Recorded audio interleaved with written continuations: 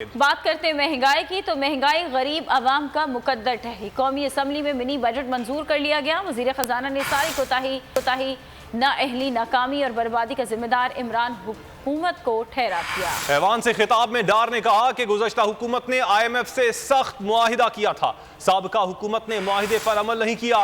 वज़ीर ख़जाना को मुल्क की मईशत, रोजगार, बरामदात और कारोबार तबाह करने के बाद हुकूमती किफ़ायतशारी का मामूली सा ख्याल भी आ गया।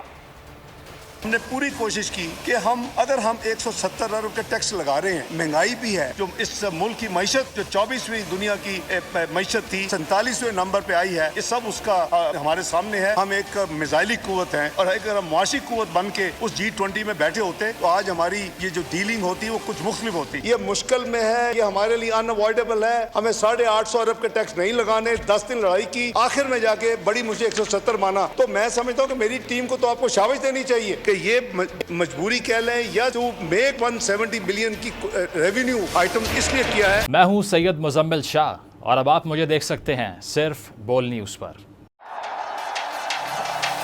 जिंदगी एक मैदान है और PSL 8 में हर टीम को चुना आसमान है।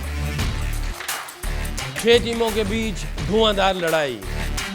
ये शोर न लड़ाई का है न डर का, ये शोर है जीत का, ये शोर है जुनून का। खेल का जुनून रोजाना रात 11 बजे सिर्फ बोल न्यूज पर।